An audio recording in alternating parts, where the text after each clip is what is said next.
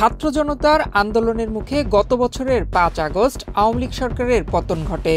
সেদিন দেশ ছেড়ে পালিয়ে ভারতে আশ্রয় নিয়েছেন দলটির প্রধান শেখ হাসিনা। আওয়ামী লীগের কেন্দ্রীয় সহ বিভিন্ন সারির নেতারা এখন বিদেশে, অনেকেই ইতোমধ্যে গ্রেফতার হয়েছেন। দলটির বিভিন্ন পর্যায়ে জনপ্রতিনিধি থেকে শুরু করে নেতাকর্মীদের অনেকেই আছেন কারাগারে। তাদের বিরুদ্ধে দুর্নীতি, অনিয়ম, সংঘাত, সহিংসতা সহ নানা অভিযোগ দীর্ঘদিনের। প্রশ্ন উঠেছে, ক্ষমতাচ্যুত আওয়ামী লীগের নেতাকর্মীদের মধ্যে কোনো পরিবর্তন এসেছে কিনা, নাকি আগের মতোই রয়েছে।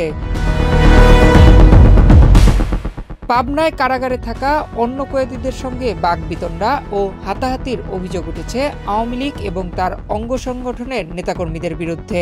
এ ঘটনায় শাস্তিস্বরূপ ৪ আসামিকে ৪ মার্চ মঙ্গলবার অন্য জেলার কারাগারে স্থানান্তর করা হয়েছে। ৫ মার্চ বুধবার এ ঘটনা গণমাধ্যমে চাওয়ার হয়েছে।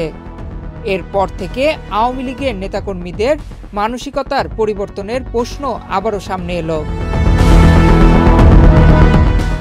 জেলা কারা সূত্রে জানা গেছে, শাস্তিমূলক ব্যবস্থা নেওয়া নেতাকর্মীরা হলেন জেলা আওয়ামী লীগের তথ্য ও গবেষণা সম্পাদক তৌফিক ইমাম খান, গয়েশপুর ইউনিয়ন পরিষদের সাবেক চেয়ারম্যান ও আওয়ামী লীগ নেতা মোতাহার হোসেন মুতাই এবং আসাদুজ্জামান সুইট।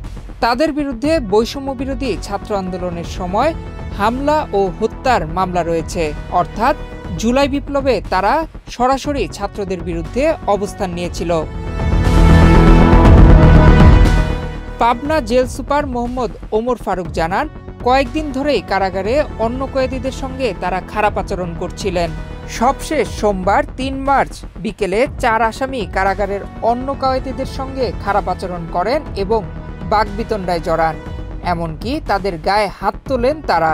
ফলে শাস্তিস্বরূপ তৌফিক ইমাম, শেখ লালু ও আসাদুজ্জামান সুইটকে রাজশাহী এবং মুতাই ও অন্যজনকে নওগাঁ জেলা কারাগারে পাঠানো হয়েছে। তিনি আরও বলেন, বিগত সময়ে বাইরে যেভাবে বেপরোয়া কথাবার্তা ও আচরণ করেছে, কারাগারেও তারা তেমন করছিলেন। ফলে ঝামেলার তৈরি হয়। আসামিদের সঙ্গে অশোভন আচরণ ও কারাগারে বিশৃঙ্খলার অভিযোগে মঙ্গলবার বিকেলে তাদের রাজশাহী ও নওগাঁ কারাগারে স্থানান্তর করা হয়। এ ঘটনা জানাজানি হলে জেলা প্রশাসনের কর্মকর্তা ঘটনাস্থল পরিদর্শন করেন। সেই সঙ্গে সকল আসামিদের নিয়ম মেনে কারাগারে থাকার জন্য আহ্বান জানানো হয়েছে। নয়ন বিশ্বাস, বাংলাদেশ প্রতিদিন।